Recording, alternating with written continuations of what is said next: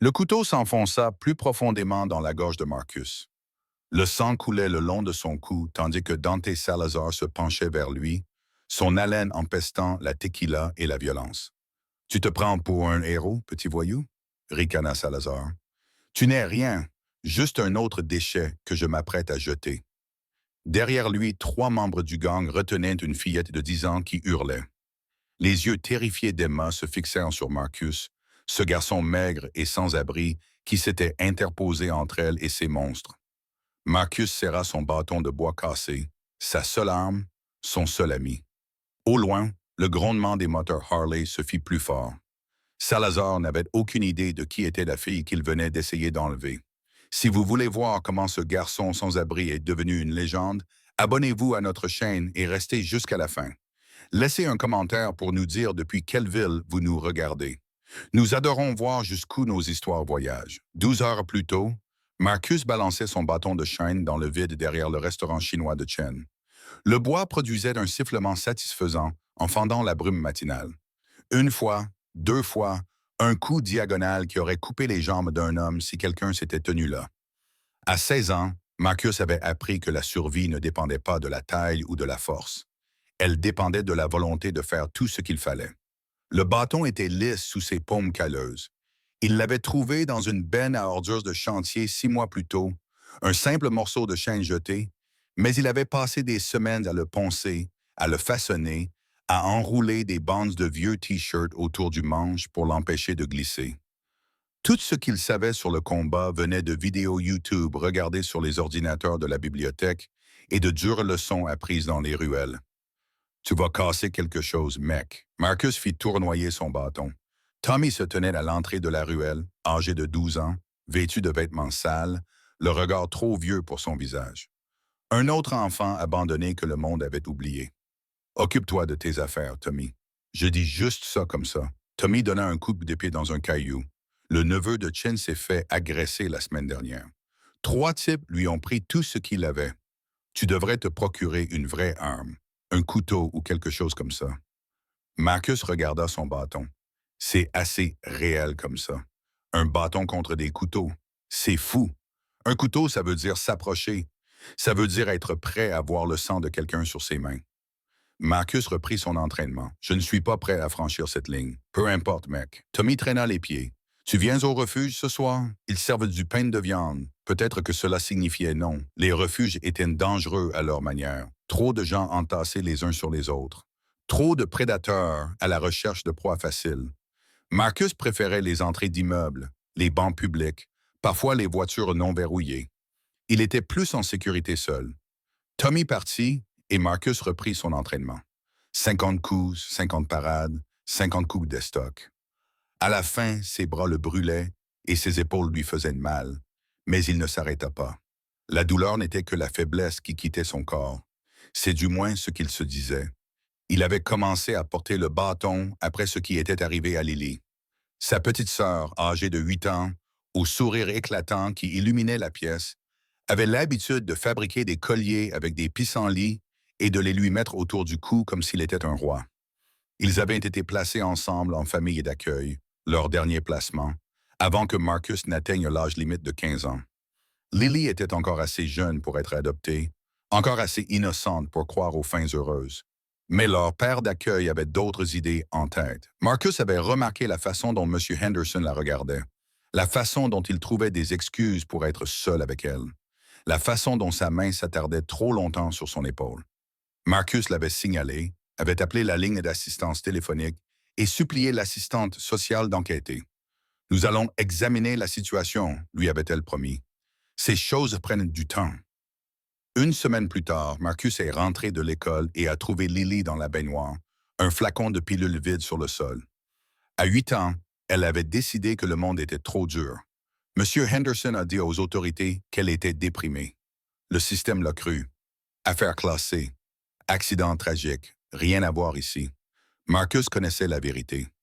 Il s'est enfui cette nuit-là. Il ne pouvait pas rester dans cette maison. Il ne pouvait pas faire partie d'un système qui avait si complètement failli à sa sœur. Et il a juré sur la tombe de Lily que s'il voyait un autre enfant en danger, il n'attendrait pas que les adultes viennent l'aider. Il ne ferait pas confiance au système. Il ne remplirait pas de formulaire et n'attendrait pas des rappels qui ne viendraient jamais. Il s'en occuperait lui-même. Le bâton devint sa promesse, sa pénitence, son but. Marcus termina sa routine et essuya la sueur de son front. Le soleil se couchait, peignant le ciel d'orange et de violet. Il était temps de trouver un endroit où dormir. Il passa le bâton sur son épaule et se dirigea vers Miller Park. Il y avait un banc près du terrain de jeu, suffisamment éloigné des lampadaires pour éviter d'attirer l'attention de la police, mais assez proche pour se sentir en sécurité.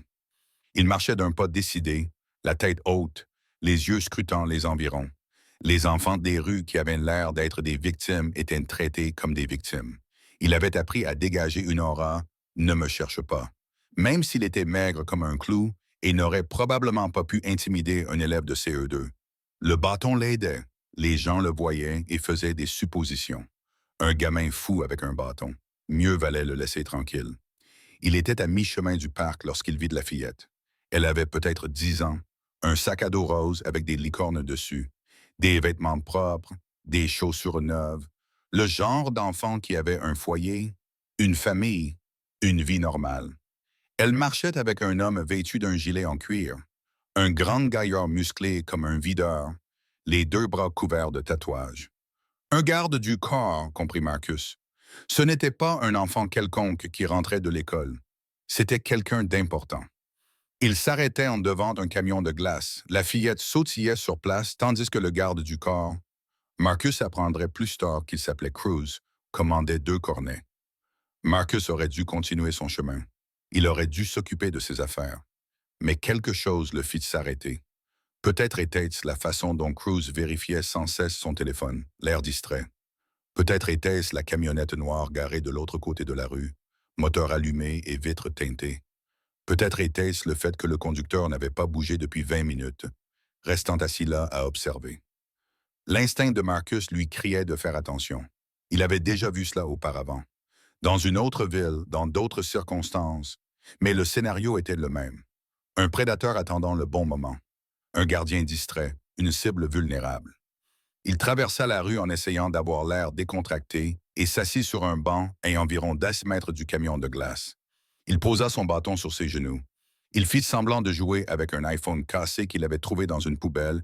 L'écran était fissuré et irréparable, mais cela lui donnait l'air occupé. La fillette prit une glace au chocolat avec des pépites. Elle et Cruz se dirigèrent vers un SUV noir garé au bord du trottoir. La porte du van s'ouvrit.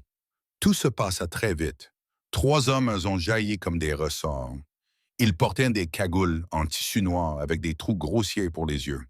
Le premier avait un taser. Le deuxième portait un pistolet. Le troisième tenait un sac en tissu, du genre de ceux qu'on utilise pour couvrir la tête de quelqu'un. Il se déplaçait avec la précision d'une équipe bien rodée. Cruz a mis de la main à sa ceinture pour sortir son arme, mais le taser l'a touché à la poitrine. Les 50 000 volts l'ont fait tomber comme une marionnette dont on aurait coupé les fils. Il a heurté violemment le trottoir, son cornet de glace s'est renversé et s'est répandu sur le sol. La fillette a poussé un cri aigu qui a transpercé tout le quartier. Les gens se sont dispersés. Une femme a entraîné son enfant dans la direction opposée. Un homme d'affaires s'est pratiquement jeté dans sa voiture. C'était le genre de quartier où les gens savaient qu'il valait mieux ne pas être témoin. Le troisième homme attrapa la fillette et commença à la traîner vers le van. Elle se débattit comme une furie, donnant des coups de pied, mordant, hurlant, mais elle avait 10 ans et lui était un adulte. Autant se battre contre un grizzly. Marcus se leva. Son instinct de survie lui disait de s'enfuir. Ce n'était pas son problème. Il s'agissait clairement de professionnels du crime organisé. S'impliquer serait probablement suicidaire. Mais il vit le visage de Lily se superposer à celui des filles. Il vit sa sœur dans cette baignoire. Il vit l'échec qui hantait ses rêves chaque nuit. Sa main se crispa autour du bâton. Pas encore. Plus jamais. Shinja, Marcus courut, pas pour s'enfuir, vers le premier homme, celui avec le taser, qui le vit arriver et se mit à rire. Regardez ce petit héros maigrichon avec son bâton. Marcus ne ralentit pas. Il leva le bâton comme une batte de baseball et frappa de toutes ses forces. Le chêne heurta la rotule de l'homme. Maman, l'homme. Le bruit ressemblait à celui d'une branche qui se brise. Un craquement humide que Marcus sentit résonner dans ses bras. Le rire s'arrêta, remplacé par un cri. La jambe de l'homme se plia sur le côté. Les jambes ne sont pas faites pour se plier. Marcus n'avait jamais cassé la jambe de quelqu'un auparavant. C'était pire qu'il ne l'avait imaginé. Mais c'était aussi mieux. L'homme armé se retourna vers lui, mais Marcus était déjà en mouvement. Il enfonça le bâton vers l'avant comme une lance, touchant le tireur au plexus solaire. L'homme se plia en deux, haletant. Deux de moins, plus qu'un. Le troisième homme avait emmené la fille à mi-chemin vers le van. Il vit ce qui était arrivé à ses complices et sortit un couteau, un objet redoutable, au tranchant dentelé. « Recule, gamin, ou je t'égorge comme un poisson !» Marcus continua d'avancer. L'homme frappa. Marcus tenta de bloquer le coup avec son bâton, mais la lame s'enfonça dans le bois, creusant une profonde entaille. Il se tordit, essayant d'arracher le couteau. L'homme le retint. Ils se battirent. Marcus était plus petit, plus faible, mais il se battait sans pitié. Il piétina le coup de pied de l'homme. Il lui donna un coup de tête dans le nez. Il sentit le cartilage craquer. Il mordit la main qui tenait le couteau. Il goûta le sang et la saleté. L'homme hurla et lâcha la fille. Elle s'enfuit en courant vers Cruz, qui commençait à se remettre de l'effet du taser. Le poing de l'homme frappa Marcus dans les côtes. Une fois, deux fois, trois fois. La douleur explosa dans son torse. Il ne pouvait plus respirer. Sa vision devint blanche sur les bords, mais il ne lâcha pas le bâton. Il le balança sauvagement, à l'aveuglette, toucha quelque chose, la tête de l'homme peut-être, et entendit un bruit sourd. L'homme tituba en arrière. Marcus aurait dû courir, attraper la fille et se tirer de là. Mais le tireur s'était relevé, haletant, mais opérationnel, et il levait son pistolet. Marcus se jeta sur l'homme, utilisant le bâton comme une barre, le poussant en travers de sa gorge. Ils tombèrent dans un enchevêtrement de membres. Le coup partit. Le bruit était assourdissant, incroyablement fort. Les oreilles de Marcus sifflaient. Il ne savait pas s'il avait été touché. Il avait déjà tellement mal partout qu'une blessure de plus ne ferait peut-être aucune différence. Ils roulèrent sur le trottoir. Le gravier s'enfonça dans le dos de Marcus. L'homme était maintenant au-dessus de lui, appuyant de tout son poids, les mains autour de la gorge de Marcus, serrant. La vision de Marcus commença à se rétrécir. Des taches noires dansaient devant ses yeux. Il ne pouvait plus respirer ni penser. Ses mains tâtonnèrent le sol et trouvèrent un morceau de verre brisé provenant d'une bouteille de bière jetée. Il n'hésita pas. Il l'enfonça dans la cuisse de l'homme. La prise sur sa gorge se relâcha. Marcus prit une inspiration désespérée et repoussa l'homme, attrapa son bâton, son beau et fidèle bâton, et le brandit une fois de plus. Il frappa l'homme à la tempe. L'homme cessa de bouger. Marcus essaya de se lever. Ses jambes refusèrent de le porter. Il tomba à genoux, haletant, saignant d'une douzaine de coupures dont il ne se souvenait pas. Le moteur du van rugit.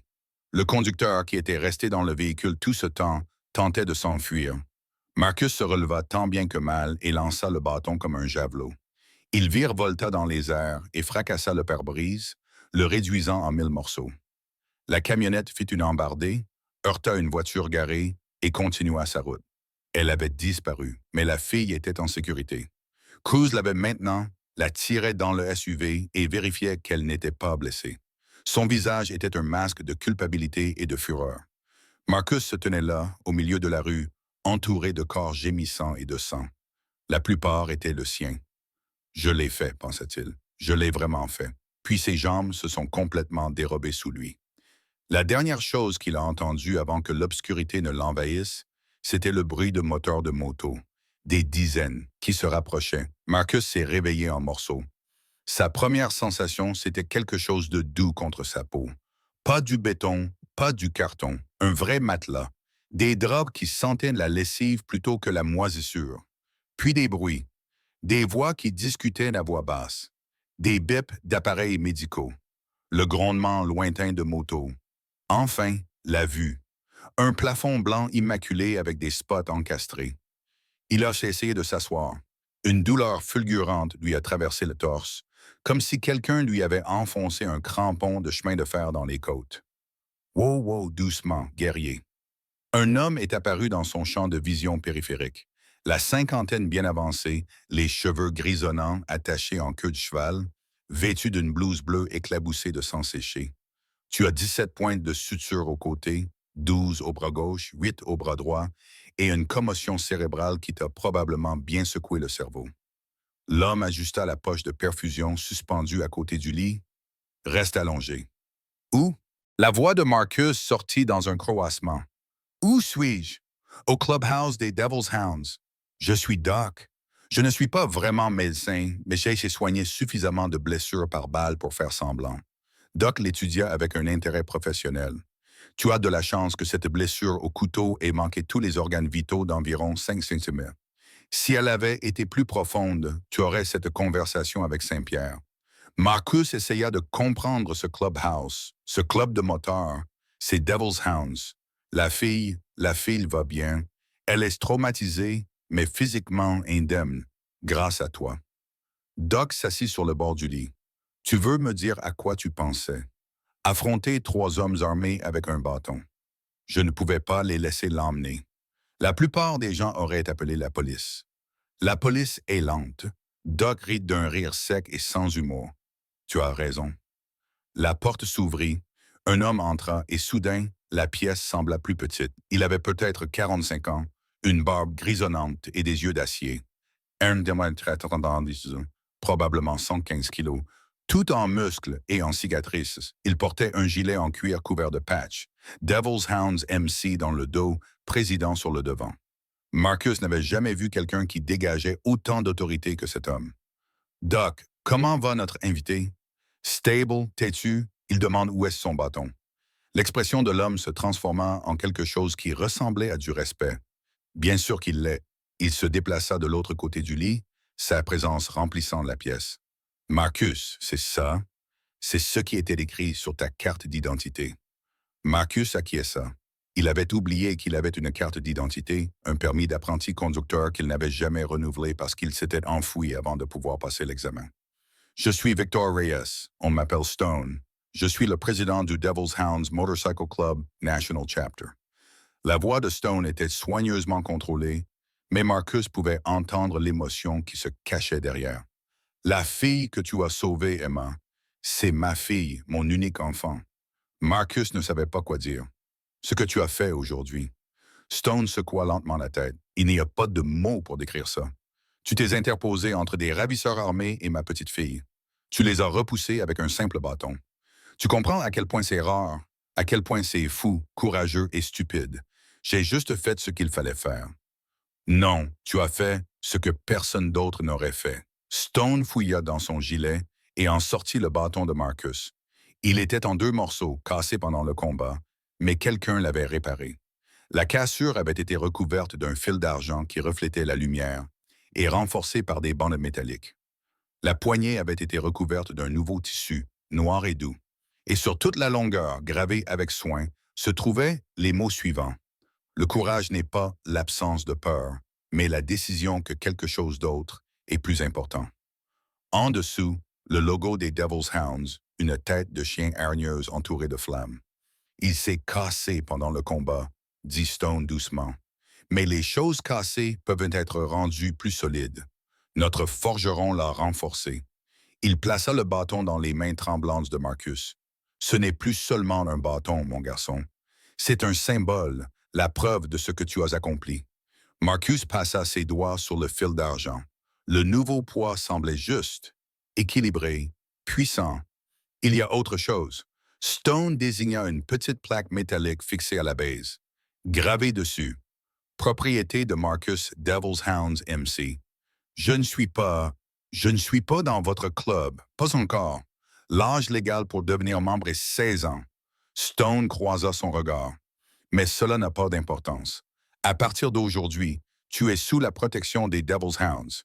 Quiconque s'en prend à toi s'en prend à nous. Quiconque te menace nous menace. Tu as sauvé ma fille, Marcus.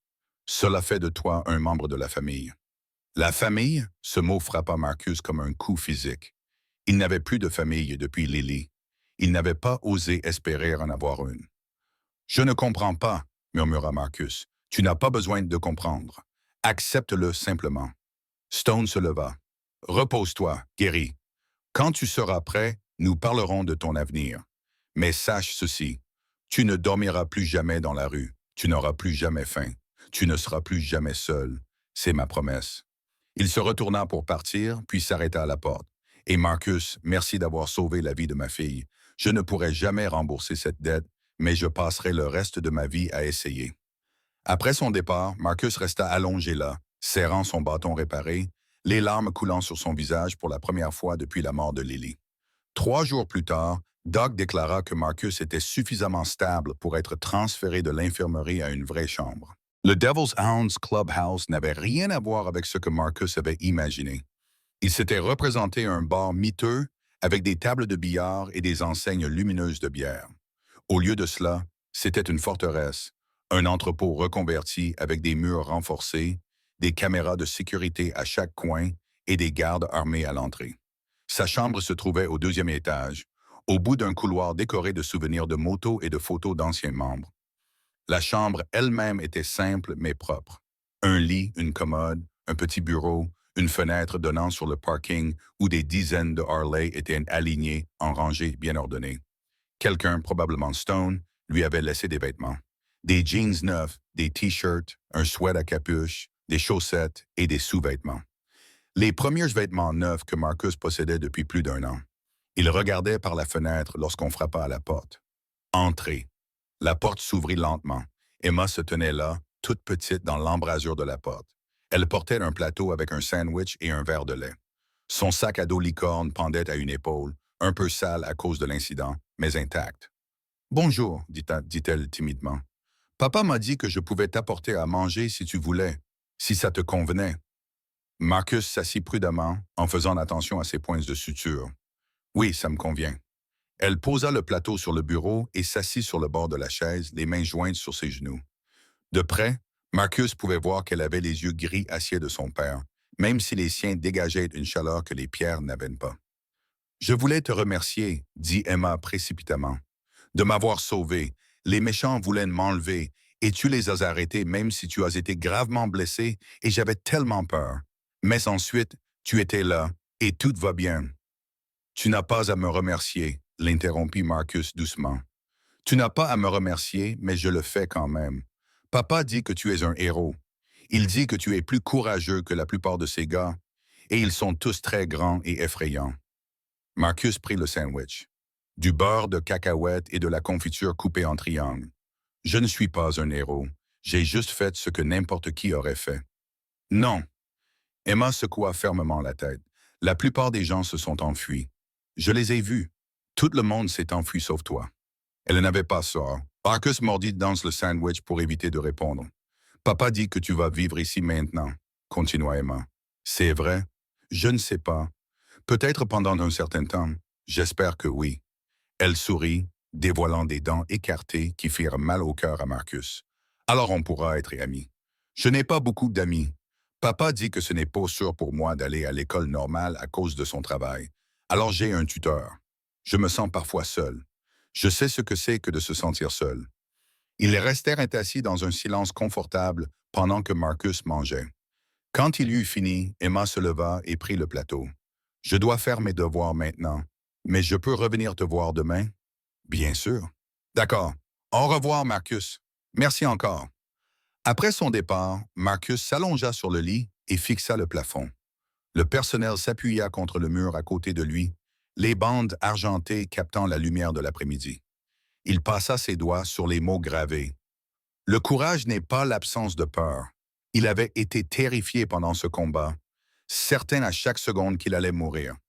Mais il l'avait fait quand même. C'était peut-être ça, le courage.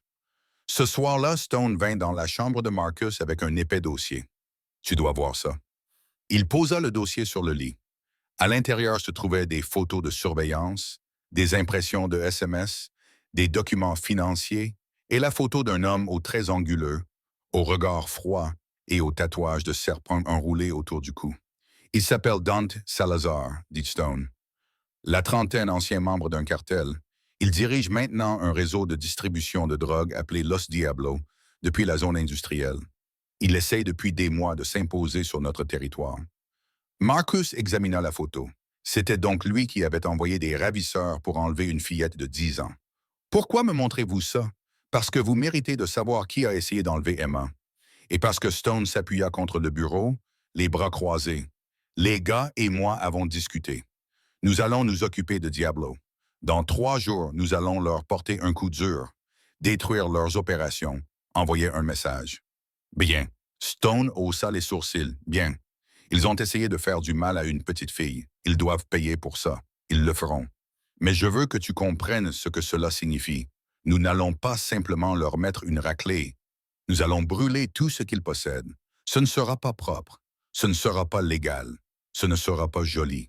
Marcus croisa le regard de Stone. Je m'en fiche, il le mérite.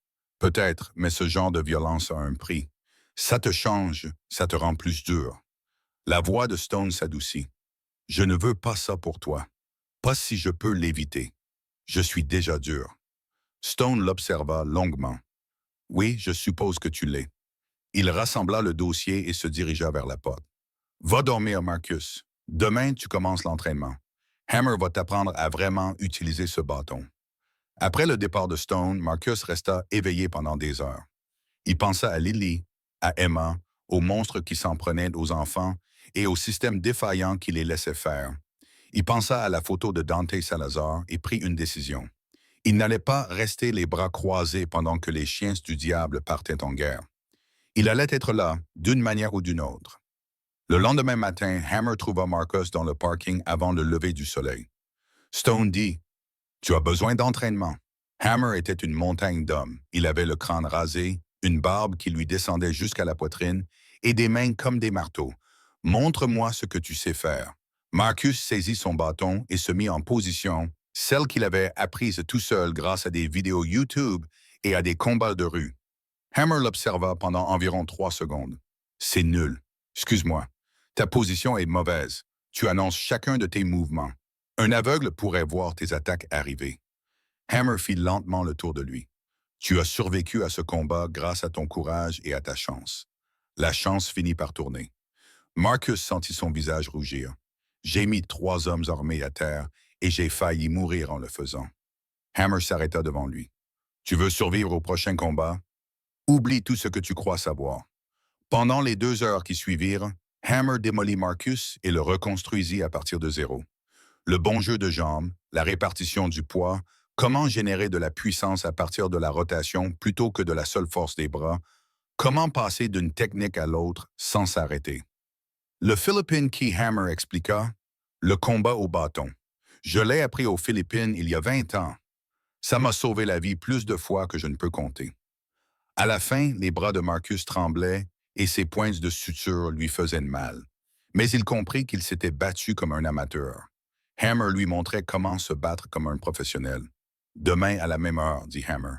Ne sois pas en retard. Je ne le serai pas. » Hammer commença à s'éloigner, puis se retourna. « Gamin, ce que tu as fait pour Emma, ça demandait du courage. Du courage stupide, mais du courage quand même. Ne laisse personne te dire le contraire. » C'était ce qui se rapprochait le plus d'un compliment que Marcus ait jamais reçu. Cet après-midi-là, Tank trouva Marcus dans la salle commune en train de s'entraîner aux techniques que Hammer lui avait enseignées. « Tu ne le tiens pas correctement. » Marcus leva les yeux. Tank avait une cicatrice qui allait de la tempe à la mâchoire, probablement causée par un couteau. Son regard était dur, mais pas méchant. Hammer dit « Hammer, c'est de la vieille école ici. » Tank ajusta la prise de Marcus. « Le pouce le long du manche te donne plus de contrôle. » « Merci. » Tank le regarda s'entraîner pendant 1 minute. Tu sais, quand Stone nous a raconté ce qui s'était passé, personne ne l'a cru. 3 hommes armés, un gamin de 15 ans, un bâton en bois.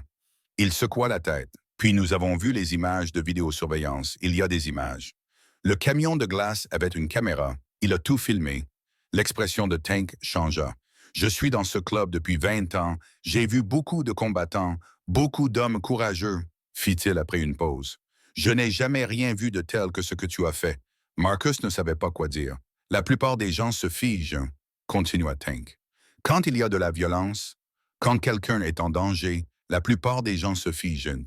Leur cerveau n'arrive pas à traiter l'information.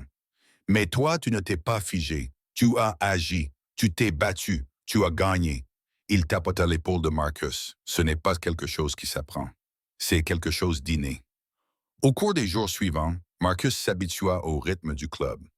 Les matins étaient consacrés à l'entraînement avec le marteau. Les après-midi, il aidait au clubhouse, nettoyait les vélos, organisait les fournitures, faisait tout ce qu'il y avait à faire. Les soirées étaient consacrées aux repas pris en commun dans la grande salle commune, à écouter les hommes raconter des histoires sur leurs balades, leurs combats et le bon vieux temps. Oh, mon ami, jeune homme, ils l'ont accepté sans poser de questions. Pas comme un membre à part entière, il était trop jeune pour cela, mais comme autre chose, une mascotte, peut-être un petit frère, quelqu'un qui méritait d'être protégé. Doc venait le voir 2 fois par jour, changeait ses bandages et surveillait sa guérison. Tu guéris vite, observa Doc le 4e jour en retirant les pointes de suture du bras de Marcus. Tu as de bons gènes, mais tu es encore trop maigre. Il faut que tu prennes du poids. Je mange. Pas assez, tu as 15 ans, tu devrais grandir comme une mauvaise herbe. Doc lui tendit une barre protéinée. Mange ça et ça. Une autre barre et ça. Une troisième, Marcus a ri. Il a ri pour la première fois depuis des mois. Emma lui rendait visite tous les jours. Elle lui apportait son déjeuner, toujours du beurre de cacahuète et de la confiture coupées en triangles, et il parlait de tout et de rien. Elle lui parlait de son tuteur, des livres qu'elle lisait, du chien qu'elle voulait, mais que son père ne lui laissait pas avoir. Il dit que c'est trop dangereux, expliqua Emma, à cause de son travail. Et si quelqu'un essayait de faire du mal au chien pour l'atteindre? C'est logique, je suppose. Elle picorait son sandwich. C'est juste que parfois, je me sens seul.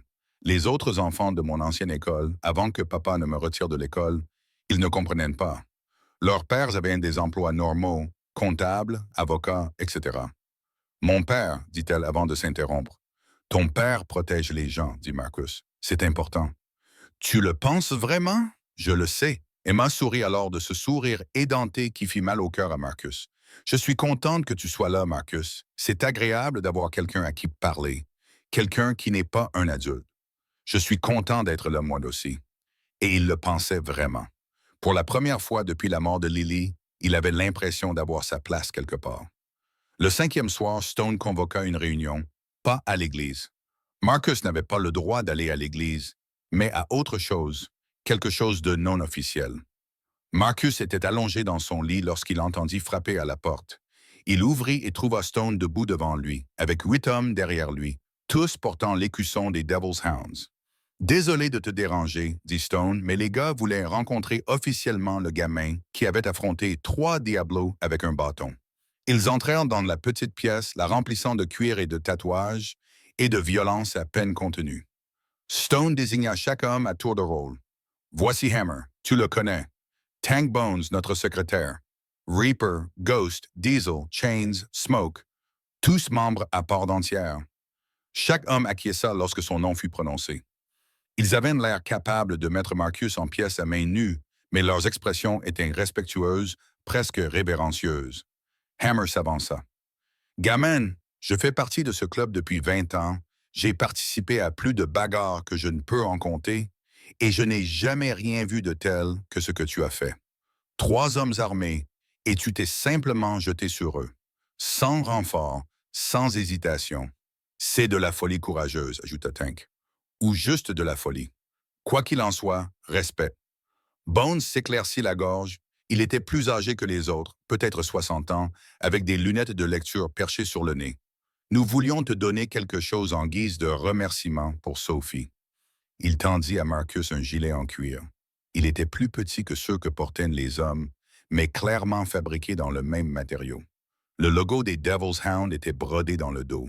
Le chien hargneux crachait des flammes. Sur le devant, un simple patch représentant un bâton. « Ce n'est pas un gilet complet, expliqua Stone. Tu n'es pas encore membre, mais c'est un signe de respect. Quand tu le porteras, les gens sauront que tu es sous notre protection, que tu fais partie de notre famille. » Marcus prit le gilet avec des mains tremblantes.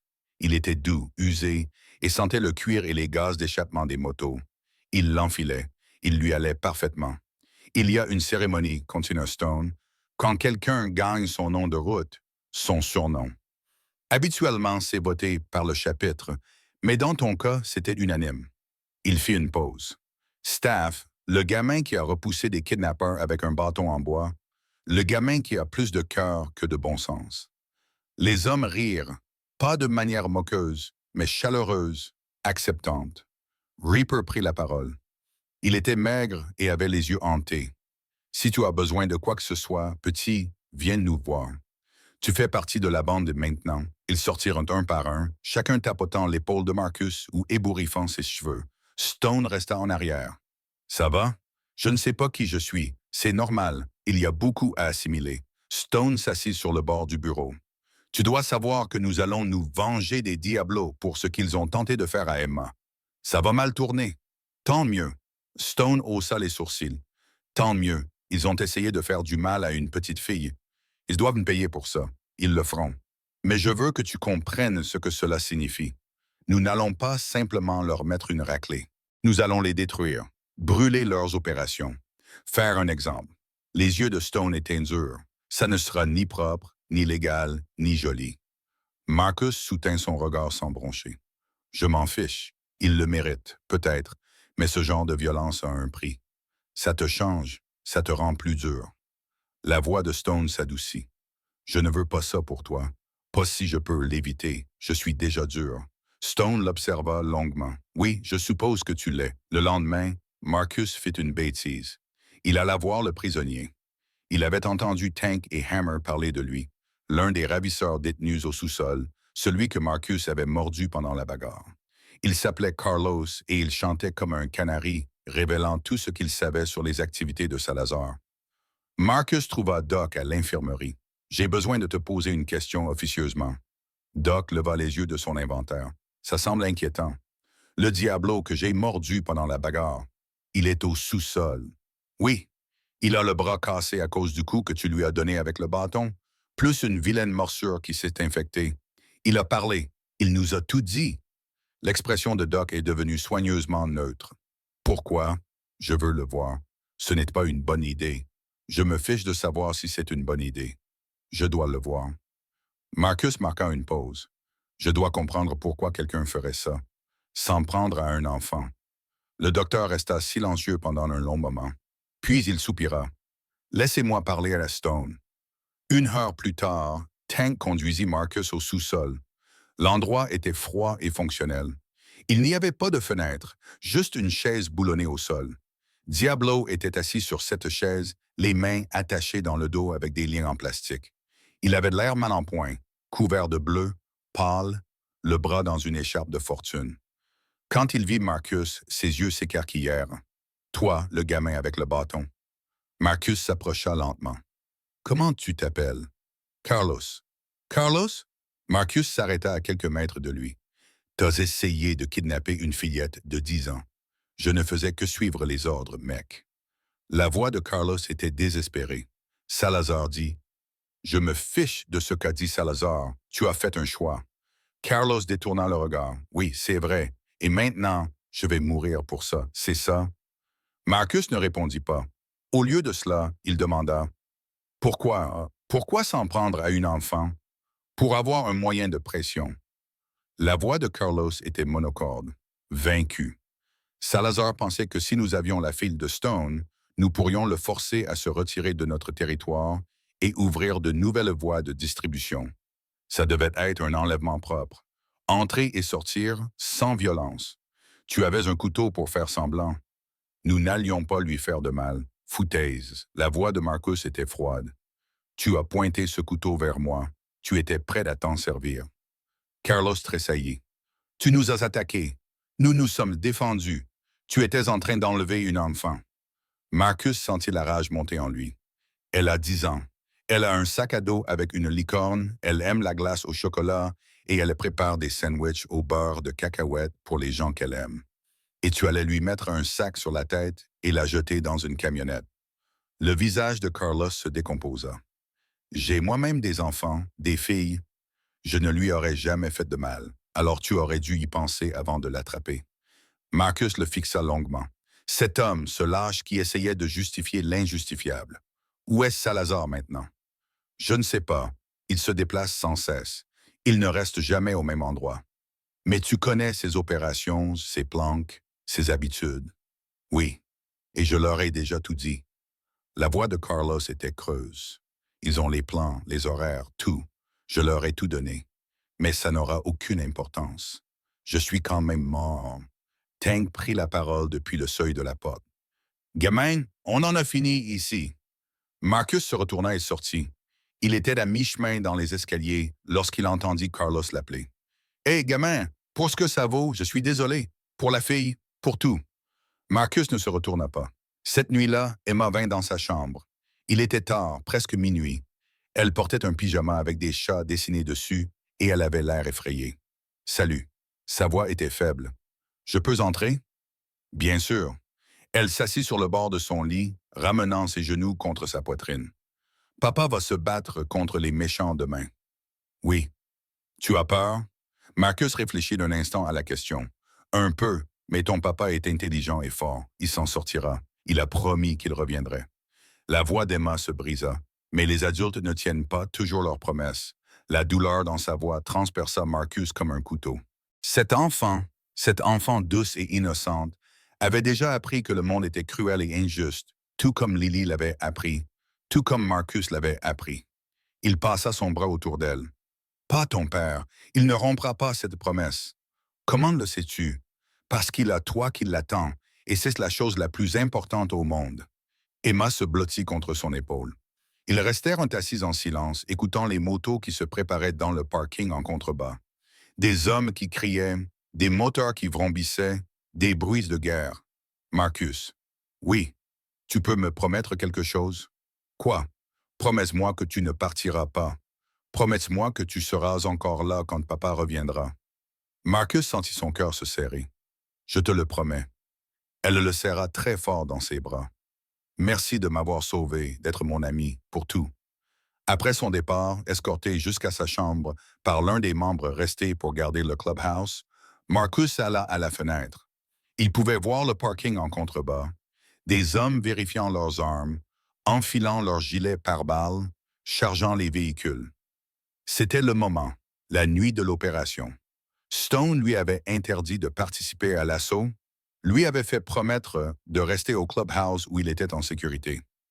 Mais Marcus ne pouvait pas rester en retrait. Pas quand les gens qui avaient essayé de faire du mal à Emma étaient là dehors. Pas quand il pouvait aider. Il attrapa son bâton et son nouveau gilet en cuir. Il se glissa hors de sa chambre et descendit par l'escalier de service. Les gardes étaient concentrés sur l'entrée principale. La porte de la cuisine n'était pas surveillée. Sur un crochet près de la porte, étiqueté « Véhicule d'urgence », se trouvait un jeu de clés de voiture. Marcus les prit. Il n'avait conduit que quelques fois auparavant, des voitures volées, de brèves virées lorsqu'il avait besoin de se rendre rapidement quelque part, mais il se souvenait des bases. Démarrer le moteur, passer la première, ne pas avoir d'accident. La berline était garée dans le parking arrière. Marcus monta à bord, démarra le moteur et sortit aussi discrètement que possible. Dans le rétroviseur, il regarda le clubhouse s'éloigner. Il avait fait une promesse à Emma, mais il avait fait une promesse plus ancienne à Lily, et certaines promesses ne pouvaient être tenues depuis la touche. Le quartier industriel était à 40 minutes. Marcus conduisait prudemment, en respectant les limitations de vitesse, se fondant dans la circulation, le cœur battant à tout rompre dans sa poitrine. C'était de la folie, du suicide. Si Stone l'apprenait, il serait furieux. Mais Marcus ne pouvait pas rester en retrait. Pas alors que Dante Salazar était en liberté. Pas alors que l'homme qui avait tenté d'enlever Emma respirait le même air que tout le monde. Il était à mi-chemin lorsqu'il entendit les premières sirènes, puis des coups de feu. Les chiens du diable étaient passés à l'action. Marcus appuya sur l'accélérateur. Quoi qu'il arrive, il n'allait pas manquer ça. Marcus gara la berline à 2 pâtés de maisons du quartier des entrepôts et coupa le moteur. La nuit était animée par le chaos. Des coups de feu crépitaient au loin. Des sirènes hurlaient quelque part. Du verre se brisait et des hommes criaient. Les chiens du diable avaient frappé plusieurs endroits simultanément. Une stratégie intelligente consistant à diviser les forces ennemies pour les submerger avant qu'elles ne puissent se regrouper. Marcus attrapa son bâton et sortit de la voiture. Son cœur battait à tout rompre. Son instinct lui criait que c'était du suicide. Il avait 16 ans, à peine remis de ses blessures à l'arme blanche, et il s'aventurait dans une zone de guerre avec rien d'autre qu'un bâton en bois. Mais il continua d'avancer pour Emma, pour Lily, pour la promesse qu'il s'était faite la nuit où sa sœur était morte. L'entrepôt principal se trouvait 3 pâtés de maisons plus de loin.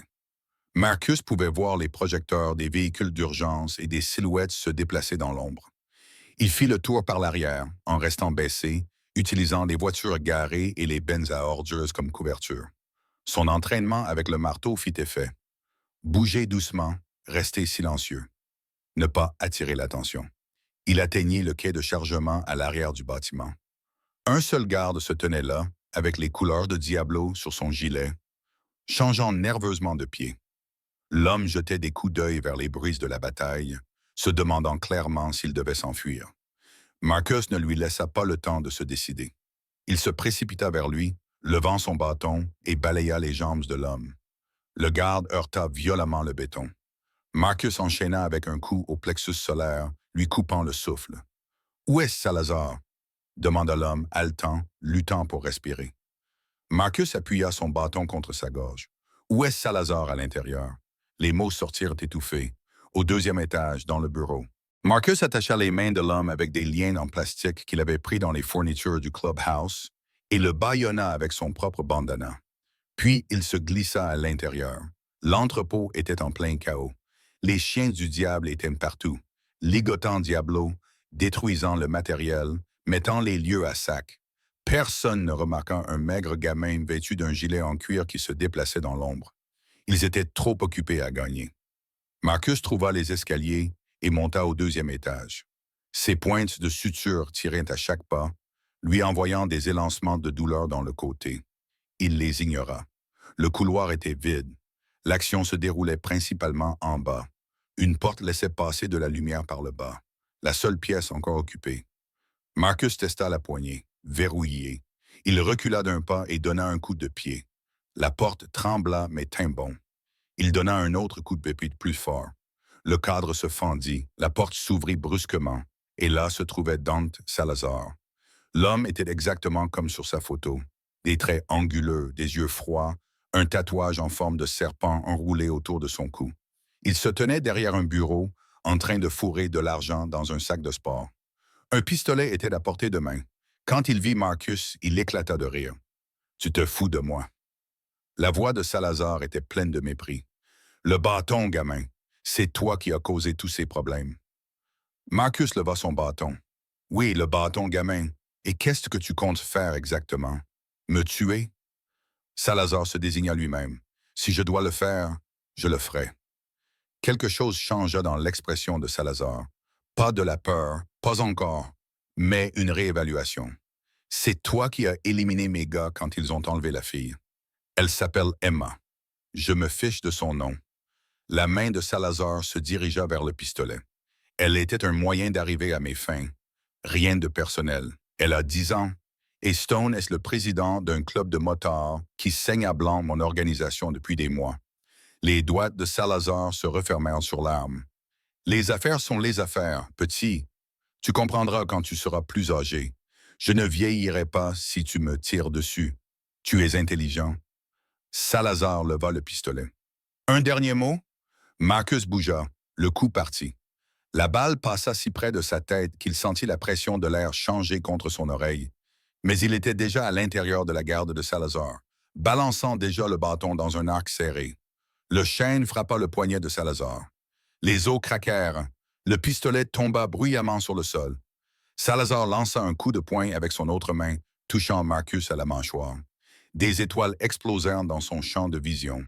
Il tituba en arrière, goûtant le sang. Petit salaud. Salazar grogna.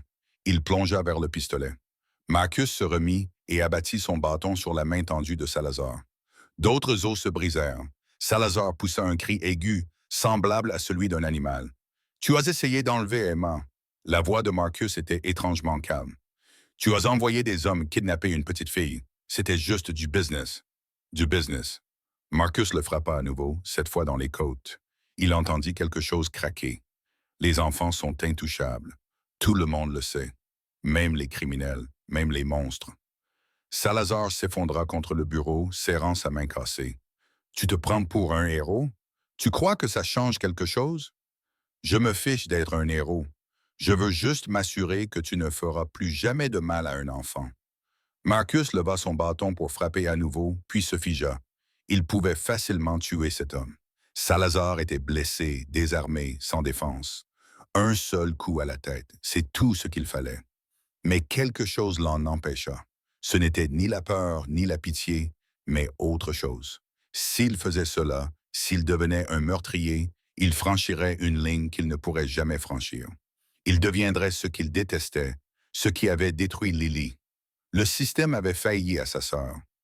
Monsieur Henderson l'avait détruite, et Marcus avait juré d'être différent, de protéger les enfants, de ne pas devenir un autre prédateur. Tuer Salazar ne ramènerait pas Lily. Cela ferait simplement de Marcus quelqu'un qu'elle ne reconnaîtrait pas. Ses mains tremblaient sur le bâton. « Qu'est-ce que tu attends? » La voix de Salazar était lourde de douleur. « Fais-le. Achève-le. » Marcus ne bougea pas. « Tu n'as pas le courage. » Salazar éclata d'un rire humide et brisé. « Tu n'es qu'un gamin, un petit drap des rues sans abri qui joue au héros. Tu n'as pas ce qu'il faut pour... » La porte explosa vers l'intérieur. Stone occupait tout le passage. Du sang éclaboussait son gilet, la fureur brûlait dans ses yeux. « Marcus, recule. » Marcus baissa le bâton. « Il est à toi. » Stone s'avança lentement, délibérément. Ses bottes résonnaient sur le sol comme le tonnerre. Le visage de Salazar pâlit. « Stone, écoute, on peut s'arranger. La fille Emma, elle va bien. Personne n'a été blessé. Il n'y a aucune raison pour qu'on ne puisse pas. Tu t'en es pris à ma fille. » La voix de Stone était calme, terrifiante. « Tu as enfreint la règle la plus ancienne, la seule règle qui compte. C'était pour le travail. Juste pour le travail. J'essayais de... Je me fiche de ce que tu essayais de faire. » Stone s'arrêta devant lui. « Je me soucie de ce que tu as fait. Je t'en prie. » Salazar perdit son sang-froid. Des larmes coulaient sur son visage. « Je t'en prie. J'ai une famille, une mère. Je partirai. Je disparaîtrai. Tu ne me reverras plus jamais. Laisse-moi partir. Tu aurais dû penser à ta famille avant de t'en prendre à la mienne. » Stone se baissa et ramassa le bâton de Marcus. Il l'examina. Le renfort en argent, les mots gravés, le logo des chiens du diable. « Tu sais ce que c'est? » Il tint le bâton devant le visage de Salazar. « C'est la preuve qu'un gamin de 16 ans a plus d'honneur que tu n'en auras jamais. Plus de courage, plus de cœur. » Il rendit le bâton à Marcus. « Descends, attends-moi dans le camion. » Stone.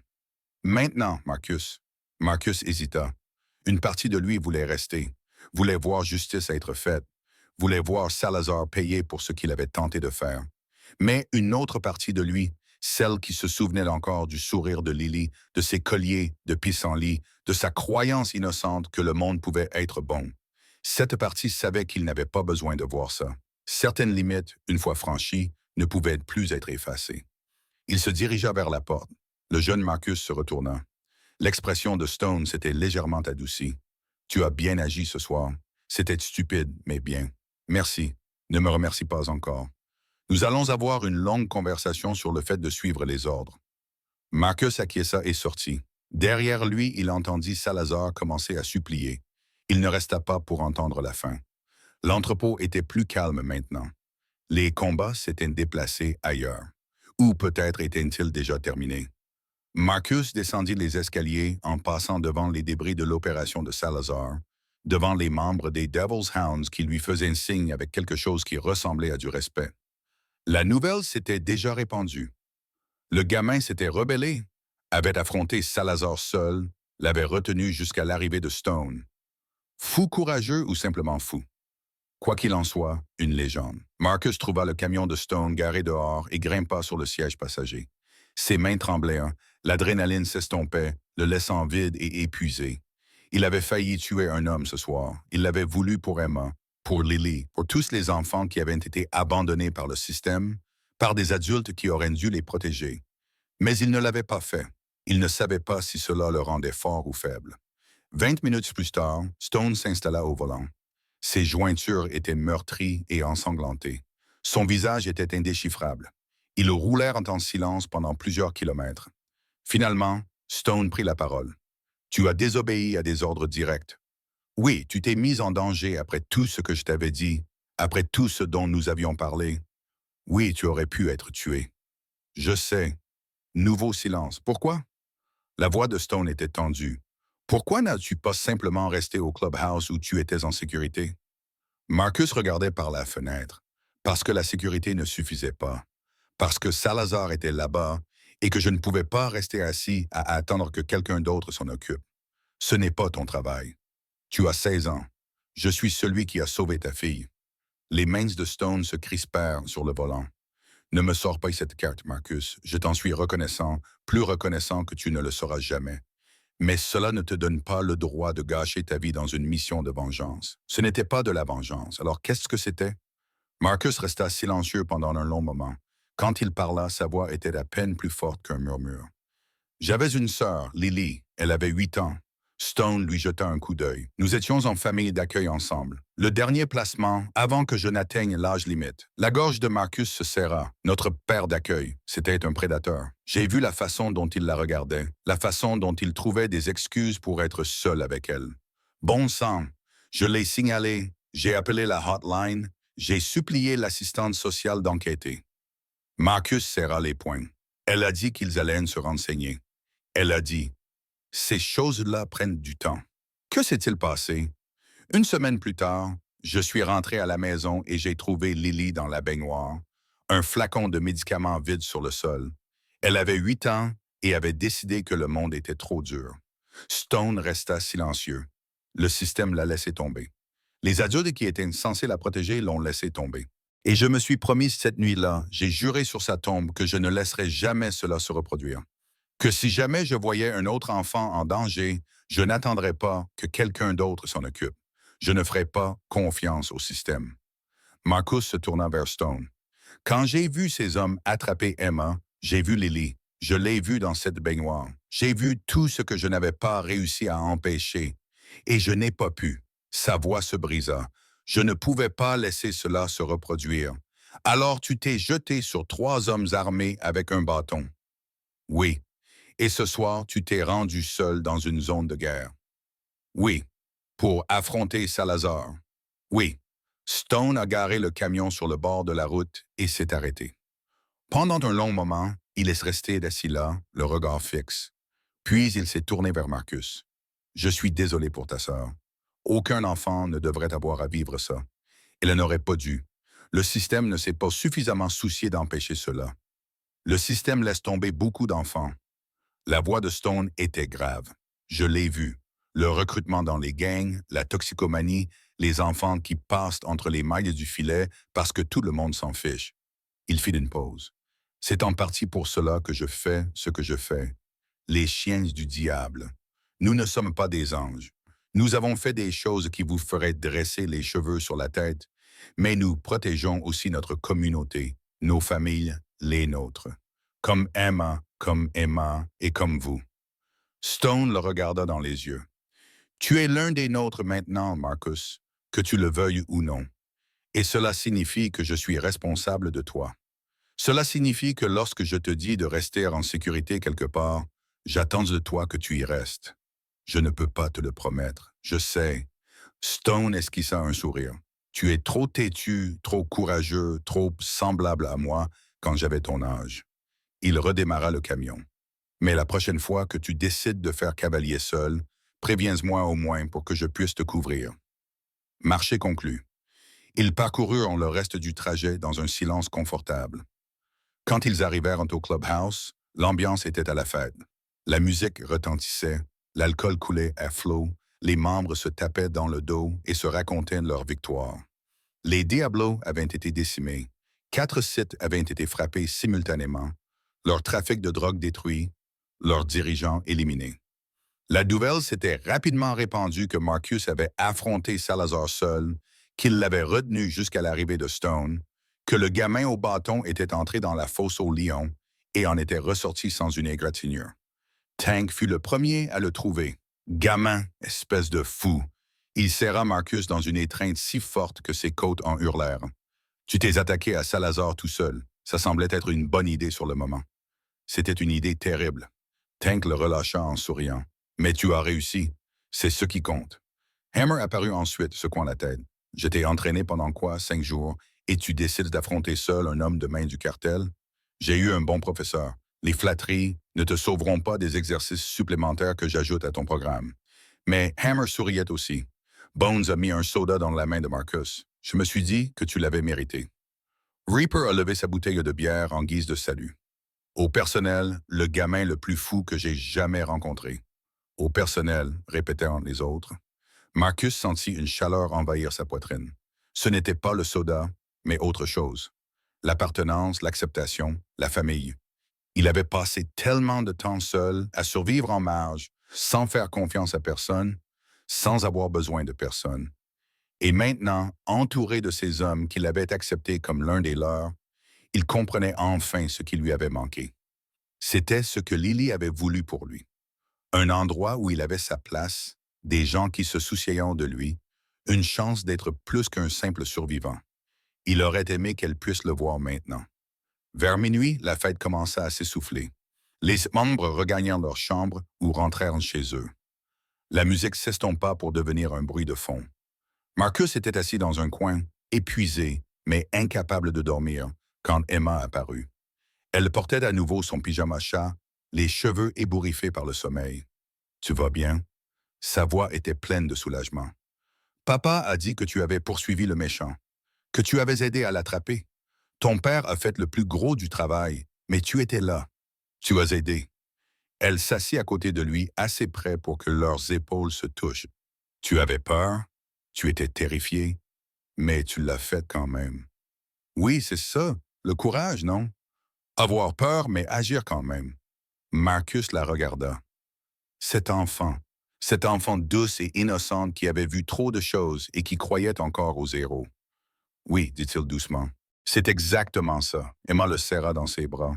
Merci pour tout, pour m'avoir sauvé, pour être mon ami, pour ne pas être parti. J'ai promis que je ne partirais pas. Je sais, elle s'écarta en souriant. C'est pour ça que je savais que tu reviendrais. Après qu'elle se fut couchée, Marcus resta assis seul dans le noir, tenant son bâton. Les bandes argentées brillaient au clair de lune. Les mots gravés semblaient rayonner. Le courage n'est pas l'absence de peur, mais la décision que quelque chose d'autre est plus important. Il pensa à Lily, à Emma, à Stone et au chien du diable, et à l'avenir qui semblait soudain possible. 6 mois plus tôt, il était un fantôme. Un enfant sans abri qui n'avait rien d'autre qu'un bâton en bois et une promesse faite à une fille morte. Maintenant, il avait un foyer, une famille, un but, et demain, il commencerait à construire le reste de sa vie. Mais c'était demain. Ce soir, il s'assit simplement dans l'obscurité et se laissa envahir par un sentiment de gratitude. Pour la première fois depuis des années, Marcus s'endormit sans rêver de baignoire et de flacons de médicaments vides. 6 mois avaient tout changé. Marcus se tenait dans le jardin derrière la propriété de Stone, un bâton à la main, effectuant sa routine matinale. Le chêne se déplaçait dans les airs comme une extension de son corps. Fluide, précis, mortel. 50 coups, 50 parades, 50 estocades. Sa forme était méconnaissable par rapport à celle du gamin négligé et autodidacte qui se battait derrière le restaurant de Chen. Hammer l'avait reconstruit de fond en comble. Technique appropriée, Filipino key, fluidité du combat. Marcus bougeait désormais comme l'eau, comme le feu, comme quelque chose qui pouvait vous blesser avant même que vous ne vous rendiez compte de son approche. « Pas mal, Marcus, » dit Hammer en se retournant. Il se tenait au bord du jardin, les bras croisés, et observait. « Tu m'espionnes pour t'assurer que tu ne te relâches pas. » Hammer s'approcha. « Ton jeu de jambes s'est amélioré. Tes rotations sont plus nettes. Tu écoutes vraiment ce que je t'ai enseigné. J'ai eu un bon professeur. Tu as raison. » Hammer s'assit sur les marches du porche. « Il y a 6 mois, tu étais un gamin des rues avec plus de cran que de cervelle. Et maintenant, regarde-toi. » Marcus baissa les yeux vers lui-même. Il avait pris 9 kilos de muscles depuis qu'il avait emménagé chez Stone. Des repas réguliers, des boissons protéinées et des séances d'entraînement brutales avaient transformé son corps. Il n'était pas grand, ne serait jamais grand, mais il était mince, rapide, dangereux. « Je me sens encore parfois comme ce gamin des rues, ami de Marcus. »« C'est bien. N'oublie jamais d'où tu viens. » L'expression de Hammer devint sérieuse. « Le jour où tu l'oublieras, tu deviendras faible, et les gens faibles ne survivent pas dans ce monde. C'est pour ça que tu as rejoint le club. » En partie, Hammer regarda au loin. « J'étais comme toi autrefois, des circonstances différentes, Mais la même situation. Personne, rien. Puis Stone m'a trouvé. Il m'a donné un but, une famille. Les chiens m'ont sauvé la vie. Il regarda Marcus. Ils sauveront la tienne aussi si tu les laisses faire, monsieur Ham. La porte arrière s'ouvrit. Emma surgit, suivie de Thor qui bondissait derrière elle. Le berger allemand avait été une idée de Stone. Un chien de garde et un compagnon tout en un. Emma l'avait nommé d'après le dieu nordique du tonnerre en raison de ses aboiements puissants. Marcus, tu as promis? Marcus sourit. Promis quoi? Tu as dit que tu m'aiderais avec mon projet scientifique aujourd'hui. Je dois le rendre lundi et je n'ai même pas commencé. J'ai dit peut-être. Tu as dit oui. Emma lui a attrapé la main et a commencé à le tirer. Allez, c'est sur les volcans. Hammer a ri. Tu ferais mieux d'y aller, mon gars. Tu ne peux pas faire attendre une dame. Marcus a laissé Emma le traîner à l'intérieur. Thor trottait derrière eux. C'était sa vie maintenant. S'entraîner le matin, aider Emma à faire ses devoirs l'après-midi, dîner avec Stone et la famille le soir, car c'est ce qu'ils étaient désormais, une famille. Cela lui semblait encore irréel parfois. 6 mois plus tôt, il dormait dans des entrées d'immeubles et mangeait dans des poubelles. Maintenant, il avait sa propre chambre avec un vrai lit, des vêtements propres, 3 repas par jour et des gens qui se souciaient de lui. Le projet scientifique leur prit 3 heures.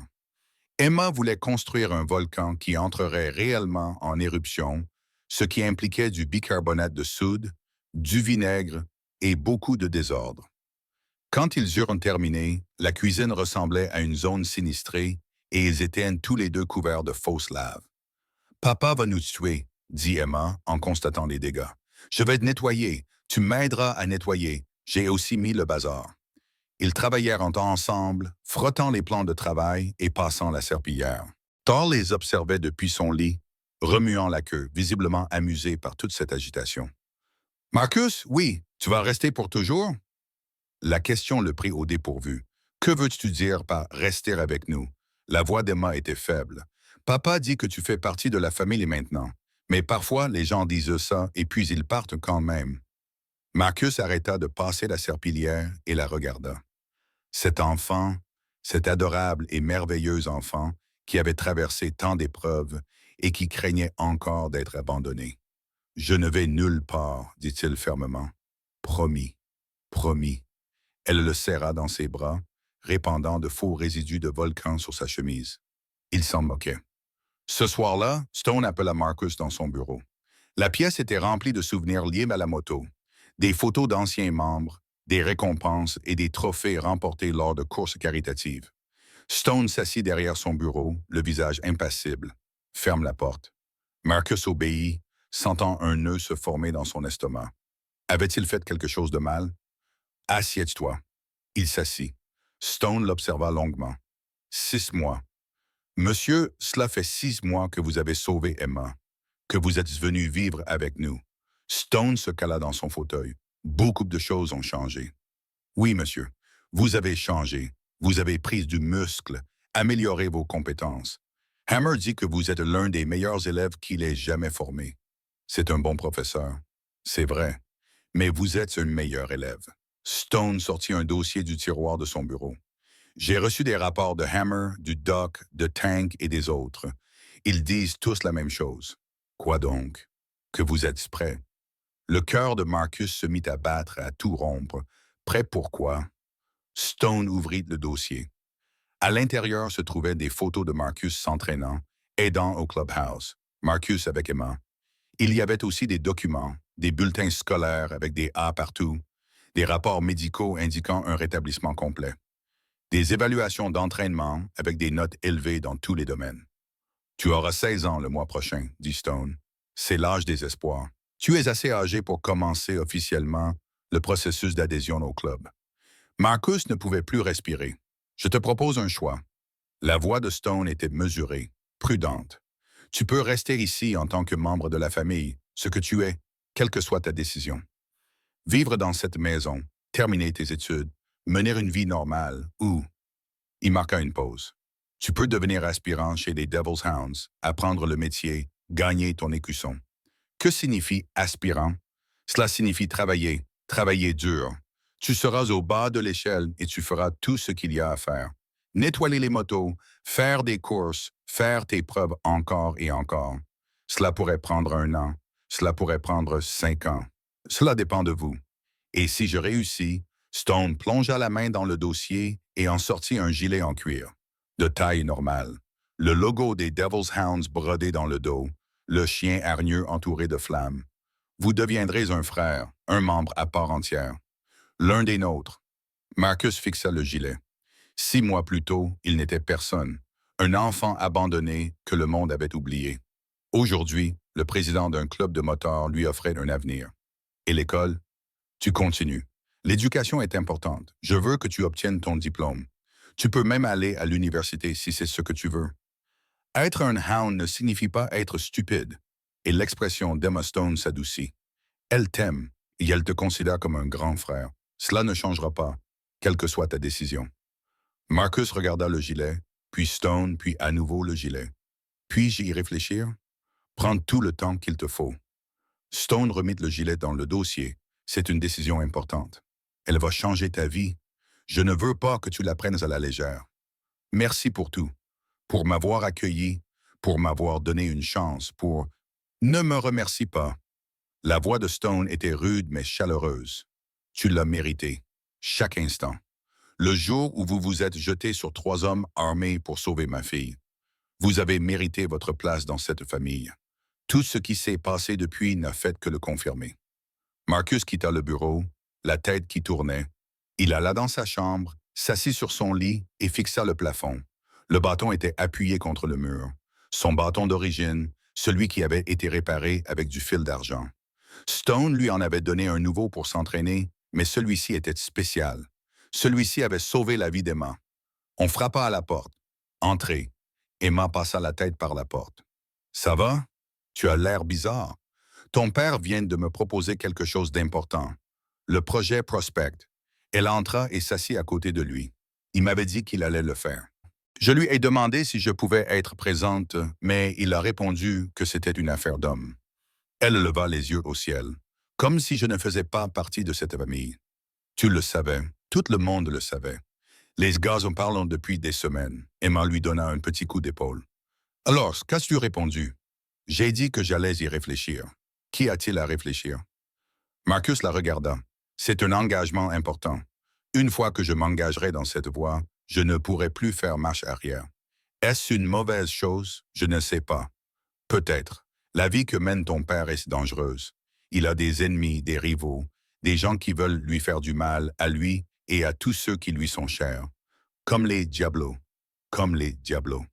Marcus soupira. Si je deviens un chien de chasse, je deviendrai aussi une cible. Et tous ceux qui m'entourent deviendront des cibles. Tu es déjà proche de nous. Tu m'as déjà sauvé une fois. Emma lui prit la main. Marcus, tu es mon frère. Pas de sang, mais de cœur. Et je veux que tu restes pour toujours, quoi que cela signifie, même si c'est dangereux.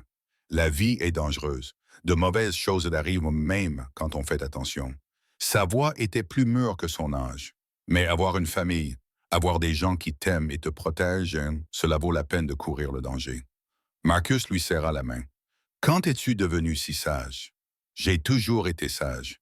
Tu ne faisais pas attention. Il rit malgré lui. Après son départ, Marcus resta éveillé pendant des heures à penser à Lily, à la promesse qu'il avait faite sur sa tombe, à Emma et à la famille qu'il avait trouvée dans l'endroit le plus improbable. À l'avenir qui s'étendait devant lui, incertain, dangereux, mais plein de possibilités. Au lever du soleil, il avait pris sa décision. Il trouva Stone dans la cuisine, en train de boire son café et de lire les nouvelles du matin. « Je veux prospecter. » Stone leva les yeux. « Tu es sûr? »« Oui, monsieur. Je veux gagner mon écusson. Je veux devenir un limier. » Stone posa sa tasse de café et se leva. Il s'approcha de Marcus et posa ses 2 mains sur ses épaules. « Alors, bienvenue au premier jour du reste de ta vie. » Il fouilla dans sa veste et en sortit un gilet en cuir plus petit que l'écusson complet, noir avec des lettres blanches dans le dos. « Prospect. Tu porteras cela jusqu'à ce que tu gagnes ton écusson. Cela te marque comme l'un des nôtres, mais pas encore complètement.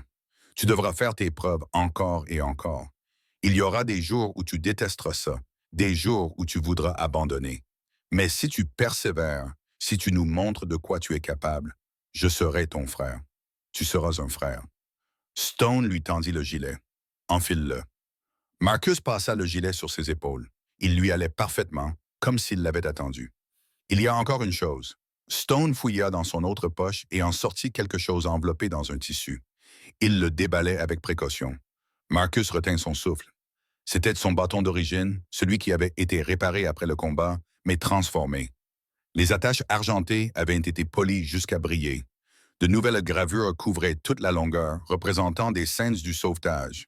La silhouette d'Emma, le logo des Devil's Hounds, et à la base une petite plaque métallique. Devil's Hounds MC Prospect. C'est à toi, dit Stone. Ton arme, ton symbole, la preuve de ce que tu as accompli et de ce que tu es en train de devenir. Marcus prit le bâton avec des mains tremblantes. Il était plus lourd que dans son souvenir, mais il lui semblait parfait. Équilibré, puissant. Je ne sais pas quoi dire. Ne dis rien. Contente-toi de la mériter. Les yeux de Stone brillaient. Rends-nous fiers, fiston. Fiston. Ce mot frappa Marcus comme une force physique. Il n'avait jamais eu de père, pas de vrai père. Son père biologique avait disparu avant sa naissance. Ses pères adoptifs avaient été indifférents, voire monstrueux, mais Stone le regardait comme un père regarde son fils, avec fierté, avec espoir, avec amour. Marcus retint ses larmes. Je le ferai, je te le promets. Les semaines qui suivirent furent des plus difficiles de la vie de Marcus. Être aspirant n'avait rien de glamour. C'était un travail pénible. Nettoyer les motos jusqu'à ce qu'elles brillent, faire des courses à toute heure, être le premier à arriver et le dernier à partir. Obéir sans broncher, même lorsque les ordres semblaient inutiles. Apporte-moi une bière, Prosper. Oui, monsieur. Ces motos ne vont pas se laver toutes seules, Prosper. Je m'en occupe. Quelqu'un doit aller chercher des fournitures. Devine qui? Je vais chercher les clés. Les membres à part entière le testaient constamment, lui faisaient faire des pompes pour des erreurs mineures, l'envoyaient à la recherche d'objets inexistants, remettaient en question son engagement, sa loyauté, son courage. Mais Marcus ne s'est jamais plaint, n'a jamais abandonné, ne leur a jamais donné de raison de douter de lui. Parce que chaque fois que cela devenait difficile, il se rappelait pourquoi il faisait cela. Pour Lily, pour Emma, pour la famille qu'il avait trouvée et celle qu'il avait perdue. Hammer a intensifié son entraînement. 3 heures chaque matin au lieu d'une. De nouvelles techniques, de nouvelles armes, de nouveaux scénarios. Un prospect doit être prêt à tout, expliquait Hammer. Tu devras peut-être protéger un frère lors d'une bagarre. Tu devras peut-être monter la garde lors d'un événement. Tu devras peut-être te mettre entre une balle et ton président. Est-ce que cela s'est déjà produit 2 fois? Hammer lui montra une cicatrice sur son épaule. Celle-ci était destinée à Stone. Je me suis interposé. Est-ce que ça a fait mal? Énormément. Mais Stone est en vie, donc ça en valait la peine. Marcus a tout absorbé. Les compétences, la culture, les règles tacites de la fraternité. Il a appris que la loyauté était primordiale, qu'il ne fallait jamais dénoncer, jamais trahir un frère, jamais se placer au-dessus du club. Il a appris que le respect se gagnait. Il ne se donnait pas. Que l'écusson sur le dos ne signifiait rien si les actions ne le justifiaient pas. Il a appris que la famille, la vraie famille, n'était pas une question de sang. C'était une question de choix, d'être présent jour après jour, même quand c'était difficile. 3 mois après son entrée dans le club, celui-ci a organisé un événement caritatif, une randonnée à moto pour collecter des fonds pour les enfants placés en famille d'accueil. Des enfants comme Marcus étaient des enfants tombés entre les mailles d'un système défaillant. Stone a demandé à Marcus de prendre la parole. Moi? Pourquoi? Parce que tu sais ce que ces enfants vivent. Tu l'as vécu. Stone lui a tendu un micro. Raconte-leur ton histoire. Fais-leur savoir qu'il y a de l'espoir. Marcus n'avait jamais pris la parole en public auparavant. Il n'avait jamais parlé de Lily, de la rue, de tout cela. L'idée le terrifiait, mais il a quand même pris le micro. Il s'est tenu devant 200 personnes, des motards, des familles, des membres de la communauté, et il a raconté son histoire, celle de Lily, celle du système qu'il avait laissé tomber, celle de sa survie dans la rue avec pour seul bagage un bâton en bois et une promesse, celle du jour où il avait sauvé Emma, celle de sa rencontre avec les chiens du diable, celle de sa découverte de la véritable signification du mot « famille ». J'ai passé des années à penser que j'étais seul, a déclaré Marcus, la voix ferme malgré les battements de son cœur. Je pensais que personne ne se souciait de moi. Je pensais que je ne comptais pas. Mais j'avais tort. Tout le monde compte. Chaque enfant placé en famille d'accueil, chaque enfant dans la rue, chaque enfant à qui on a dit qu'il ne valait rien. Tous comptent et méritent que des gens se battent pour eux. Il a levé son bâton. C'est avec ça que je me suis battu. Un morceau de bois. Mais ce n'est pas le bois qui a sauvé cette petite fille. C'est la décision d'agir, le refus de détourner le regard. Tout le monde peut prendre cette décision. Tout le monde peut choisir d'être un héros. Quand il eut terminé, la foule était silencieuse. Puis Stone se mit à applaudir. Puis Hammer, puis Tank, puis tout le monde. Marcus resta là, submergé par l'émotion, tandis que 200 personnes lui faisaient une ovation debout. Plus tard, après l'événement, Stone le trouva assis seul. Il a fallu du courage. J'ai failli vomir. Stone a ri. La plupart des gens l'auraient fait, mais tu l'as fait quand même. C'est ce qui compte. Il s'est assis à côté de Marcus. Le club a récolté 50 000 aujourd'hui. En grande partie grâce à ton discours. Sérieusement, les gens ont ouvert leur portefeuille après avoir entendu ton histoire. Ils voulaient aider des enfants comme toi. Stone a posé une main sur son épaule. Tu as fait une différence aujourd'hui, Marcus. Une vraie différence. Marcus a pensé aux enfants placés en famille d'accueil que cet argent allait aider. Aux repas qu'ils mangeraient, aux lits dans lesquels ils dormiraient, aux petites attentions qui pourraient leur éviter de finir comme Lily. Cela ne semble pas suffisant. Ce n'est jamais suffisant. Mais tu fais ce que tu peux, puis tu en fais plus. C'est ainsi que tu changes le monde. Un enfant à la fois, un jour à la fois. Marcus acquiesça lentement.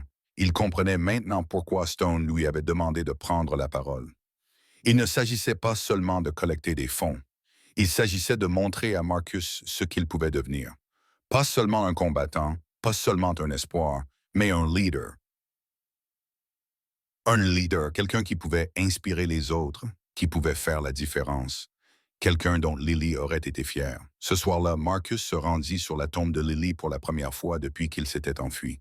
Il l'avait évité. Il avait peur des souvenirs, peur de la culpabilité.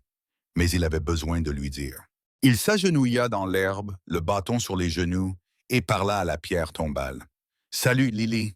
C'est moi. Je suis désolé de ne pas être venu te voir. J'étais occupé à devenir quelqu'un, quelqu'un de mieux, quelqu'un qui peut protéger les enfants comme toi. » Le vent fit bruisser les feuilles au-dessus de sa tête. « J'ai trouvé une famille, une vraie. Ils ne sont pas parfaits. Ils font des choses dont je ne suis pas toujours sûr, mais ils m'aiment. Ils m'acceptent. Ils m'ont donné un foyer. Il suivit du doigt les lettres de son nom gravées dans la pierre. Je pense à toi tous les jours. Chaque fois que je prends ce bâton, je me souviens de pourquoi je le porte. Chaque fois que je vois Emma sourire, je te vois. Chaque fois que je protège quelqu'un, je te protège aussi. » Mais des larmes coulèrent sur son visage. « Je vais tenir ma promesse, Lily. Je vais faire en sorte qu'aucun autre enfant ne vive ce que tu as vécu. Quoi qu'il en coûte, peu importe le temps que cela prendra. » Il se leva, s'essuya les yeux et redressa les épaules. « Je t'aime, petite sœur, pour toujours. » Il s'éloigna de la tombe, mais pour la première fois depuis des années, le poids sur ses épaules lui semblait plus léger. Lily était partie. Rien ne la ramènerait. Mais Marcus pouvait honorer sa mémoire, se battre pour les enfants qui étaient encore en vie, qui luttaient encore, qui espéraient encore. Et c'est exactement ce qu'il comptait faire. Un an plus tard, Marcus se tenait au centre de l'église. Tous les membres, à part entière des Devil's Hounds, étaient assis autour de la longue table. Stone en bout de table, Hammer à sa droite, Tank Bones, Reaper, Ghost, Diesel Chains, Smoke. Tous regardaient Marcus avec des expressions qu'ils ne parvenaient pas tout à fait à déchiffrer. Son gilet de prospect lui semblait plus lourd que d'habitude. « Tu es avec nous depuis 1 an, dit Stone.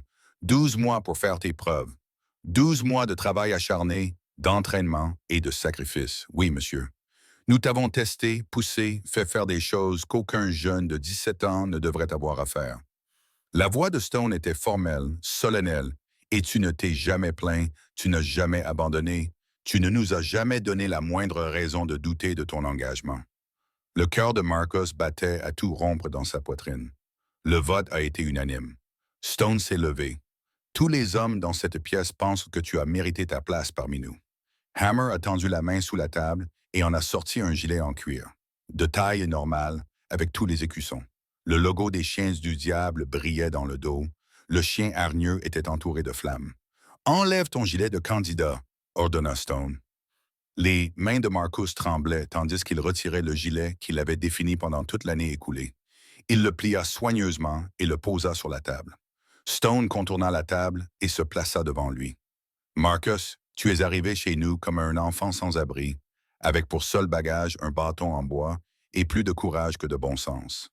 Tu as sauvé la vie de ma fille. Tu es devenu membre de notre famille. Et maintenant, il brandit le gilet avec l'écusson complet.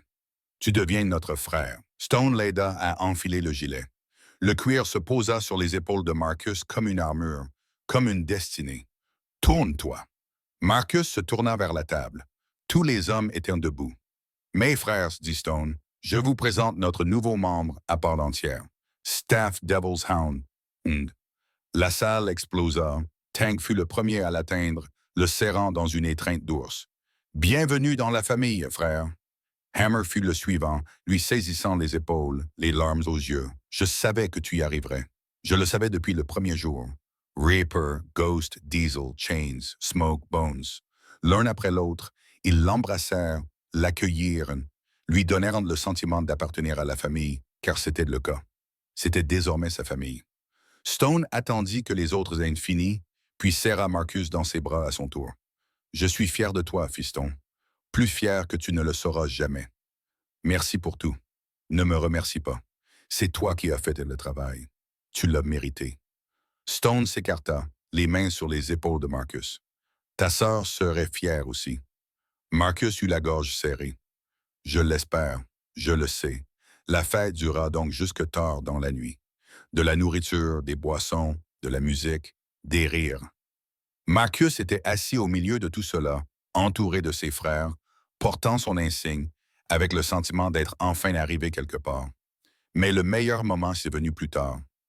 Emma l'a trouvé sur le porche, assis seule avec son bâton sur les genoux. « Tu as réussi. » Elle s'est assise à côté de lui, souriante. « Tu es un vrai chien de chasse maintenant, apparemment. Comment tu te sens? » Marcus a réfléchi à la question, terrifié, incroyable, comme si tout ce pourquoi j'avais travaillé avait enfin abouti. « Tu le mérites. » Emma appuya sa tête sur son épaule. « Tu es le meilleur grand frère qu'on puisse souhaiter. Je suis ton seul grand frère. Ce n'est qu'un détail. » Elle rit. « Mais tu restes le meilleur. » Ils s'assirent dans un silence confortable, regardant les étoiles. « Marcus, oui, merci de m'avoir sauvé ce jour-là, d'être resté, d'être devenu membre de notre famille. » Sa voix était chargée d'émotion. « Je ne peux pas imaginer ma vie sans toi. » Marcus passa son bras autour d'elle. « Je ne peux pas imaginer la mienne sans toi non plus. Monsieur, toi et ton père, vous m'avez sauvé autant que je vous ai sauvé. Je suppose que nous nous sommes sauvés mutuellement. » « Oui, je suppose que oui. » Le lendemain matin, Stone appela Marcus dans son bureau. « Maintenant que tu es membre à part entière, il y a des choses que tu dois savoir, des responsabilités que tu auras. »« Je suis prêt, je le sais. » Stone lui tendit un dossier. « Mais avant, j'ai quelque chose pour toi. » Marcus ouvrit le dossier. À l'intérieur se trouvaient des documents juridiques, des papiers d'adoption. Il eut le souffle coupé. « Je travaille avec nos avocats depuis des mois, dit Stone. Si tu le souhaites, et seulement si tu le souhaites, j'aimerais officialiser les choses. J'aimerais t'adopter, faire de toi mon fils. Pas seulement de nom, mais aussi de droit. » Marcus fixa les papiers. Ses mains tremblaient. « Tu n'as pas à te décider maintenant. Je sais que c'est beaucoup, mais je veux que tu saches que tu n'es pas seulement un membre du club pour moi. Tu n'es pas seulement le gamin qui a sauvé ma fille. Tu fais partie de la famille, de la vraie famille, et je veux que le monde entier le sache. Pourquoi? » La voix de Marcus se brisa. « Pourquoi ferais-tu cela pour moi? Parce que tu le vaux bien, parce que tu l'as mérité, parce que... » La voix de Stone se brisa. « Parce que je t'aime, Marcus, comme un fils, et je veux te donner quelque chose que tu n'as jamais eu, un père qui ne te laissera jamais tomber. » Marcus ne pouvait plus parler ni respirer. Toute sa vie, il avait été seul, rejeté, abandonné par un système qui se moquait de lui.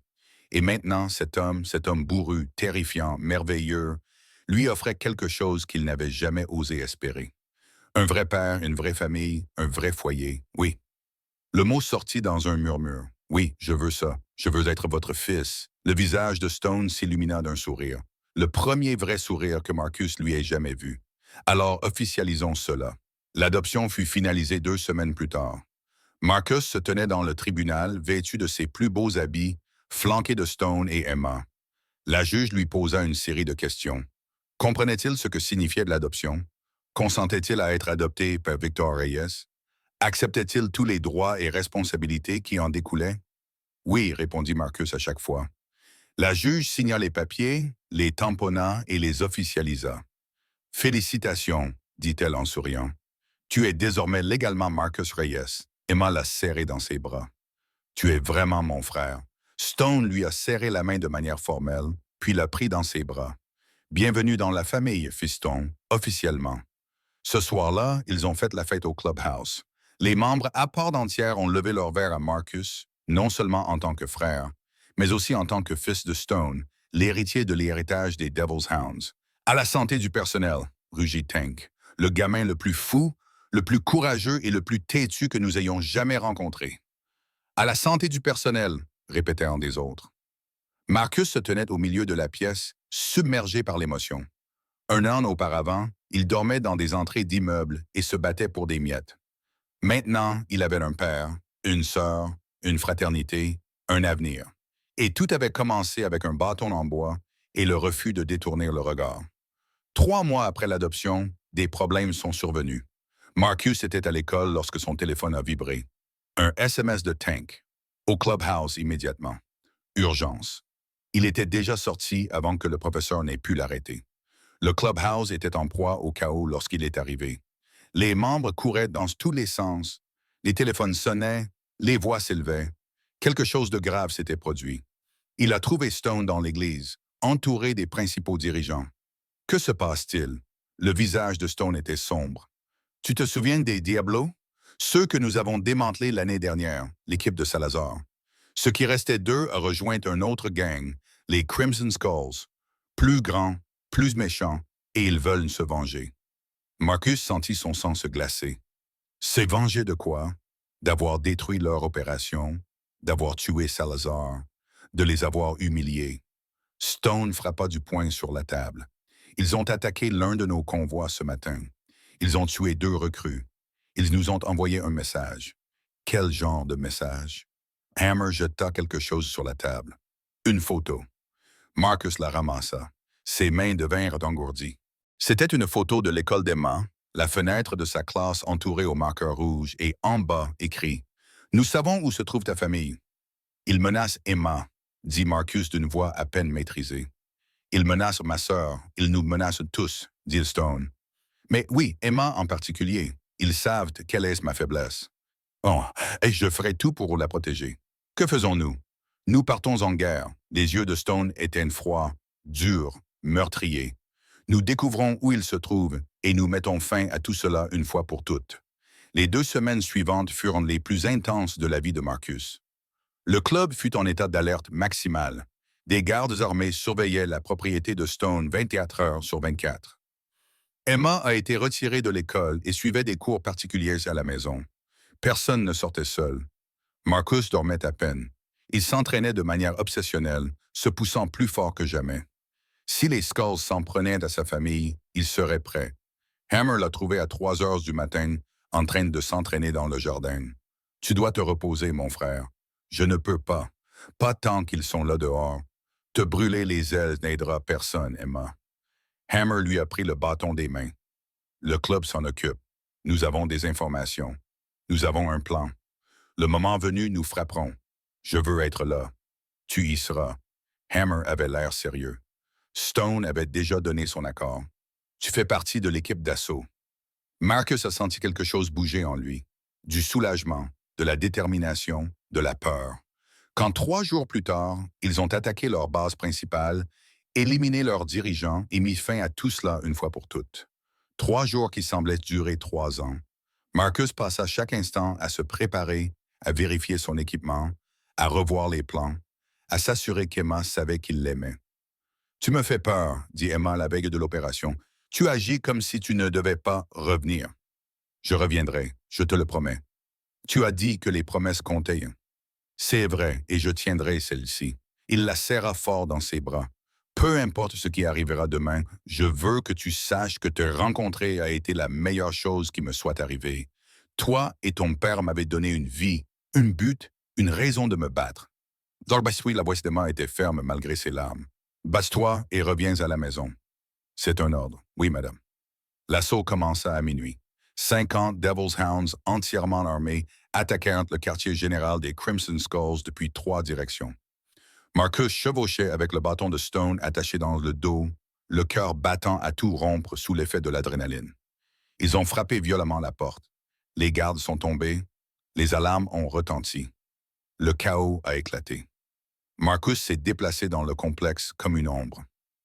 Tout ce que Hammer lui avait enseigné, toutes les techniques, tous les instincts, tout s'est mis en place dans ces minutes cruciales. Un Skull s'est précipité sur lui avec un couteau. Marcus l'a désarmé en 3 mouvements et l'a laissé inconscient sur le sol. 2 autres se précipitèrent sur lui ensemble. Il les neutralisa tous les 2.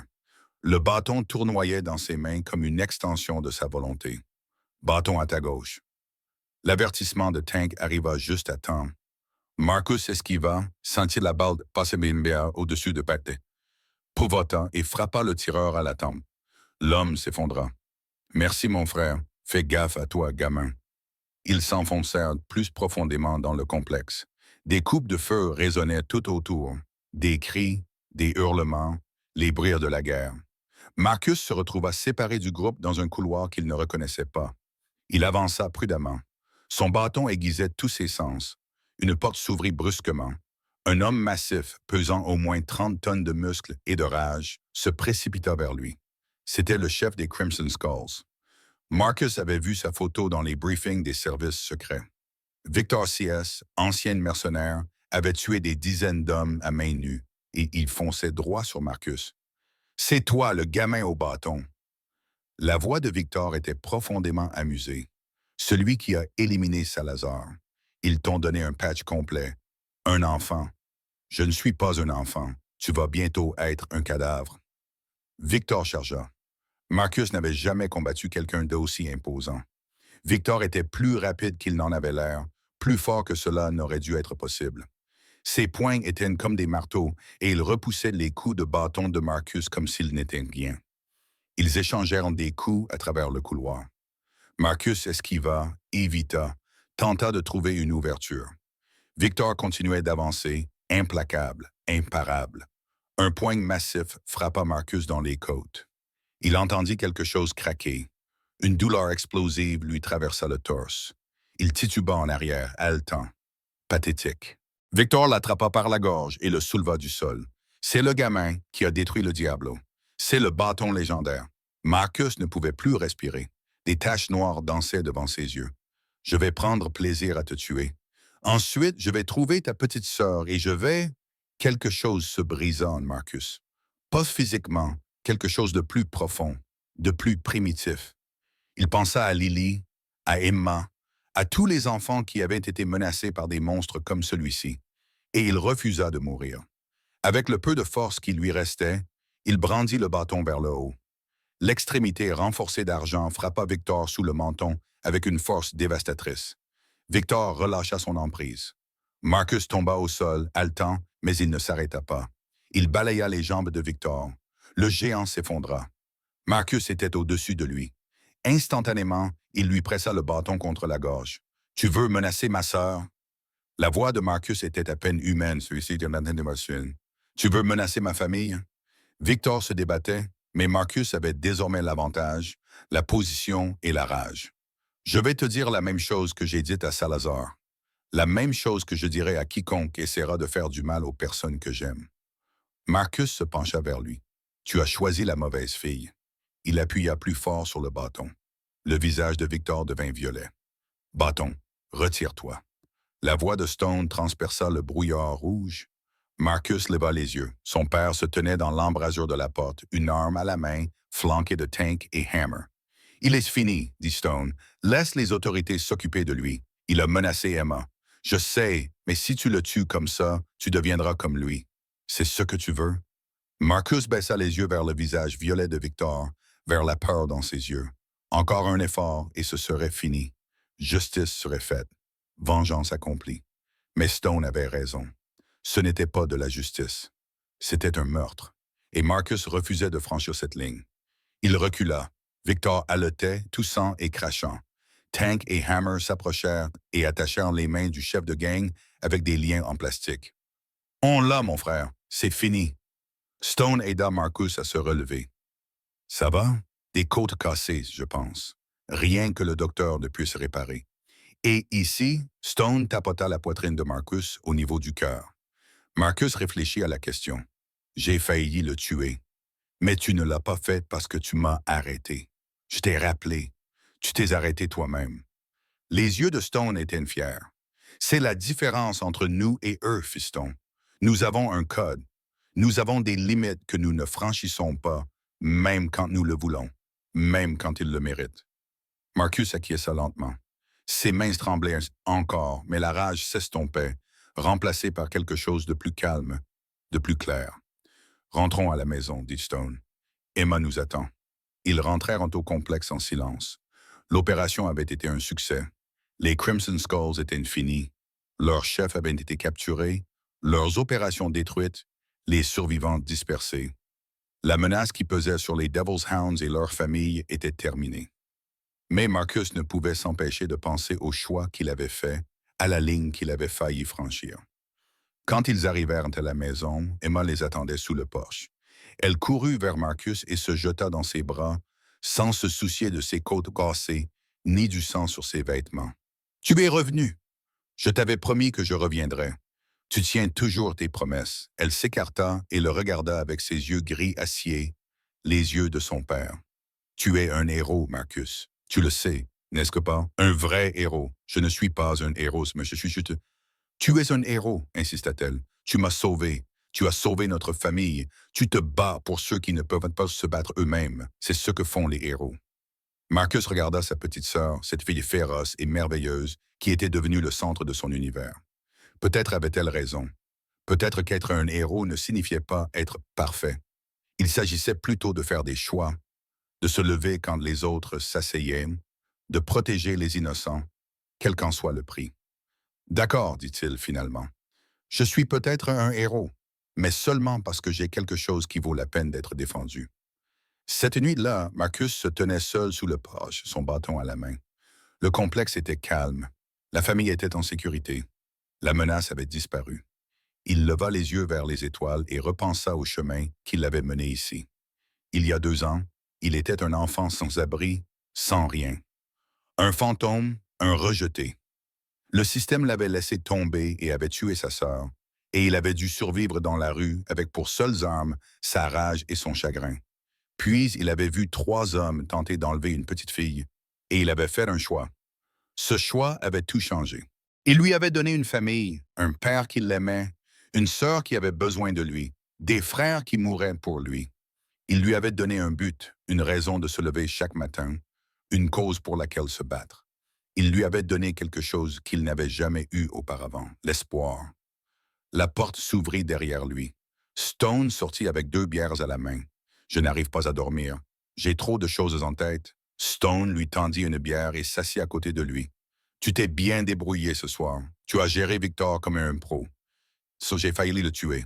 Mais tu ne l'as pas fait. C'est ce qui compte. » Stone bat une longue gorgée. « Je fais ça depuis longtemps, Marcus. J'ai vu beaucoup de jeunes hommes payés par le club. La plupart s'épuisent ou craquent. La violence les affecte, les choix, le poids de tout ça. Comment tu gères ça? » Je me souviens pourquoi je le fais. Protéger la famille, servir la fraternité, rendre le monde un peu plus sûr pour les enfants comme toi et Emma. Stone le regarda. Tu as le même feu en toi, le même objectif. Ça te mènera loin. Et si ça me mène dans un endroit sombre, alors tu t'appuieras sur tes frères. Laisse-les te ramener. Stone posa une main sur son épaule. Tu n'es plus seul, mon fils. Tu n'auras plus jamais à être seul. Marcus sentit la vérité de ces mots s'ancrer en lui. Il n'était pas seul. Il avait une famille, une confrérie, un héritage. Et il avait un bâton, un simple morceau de bois, qui était devenu le symbole de tout ce en quoi il croyait. Le courage n'est pas l'absence de peur, c'est la décision que quelque chose d'autre est plus important. Marcus leva sa bière. À la famille, Stone fait tinter sa bouteille contre celle de Marcus. À la famille, ils s'assirent ensemble dans l'obscurité, père et fils, à regarder les étoiles. Il y a 2 ans, Marcus n'était personne. Maintenant, il était le bâton, le chien du diable, le fils de Pierre, le frère, le protecteur, la légende. Le gamin des rues qui n'avait rien avait tout trouvé. Et ce n'était que le début. Car quelque part, d'autres enfants tombaient dans les mailles du filet. D'autres Lise appelaient à l'aide. D'autres Emma avaient besoin de quelqu'un pour les protéger des monstres. Marcus les trouverait. Il les protégerait. Il serait le héros dont sa sœur avait eu besoin et qu'elle n'avait jamais eu. C'était sa promesse, son but, son destin. Le garçon au bâton était devenu un homme avec une mission. Et rien ne l'arrêterait jamais.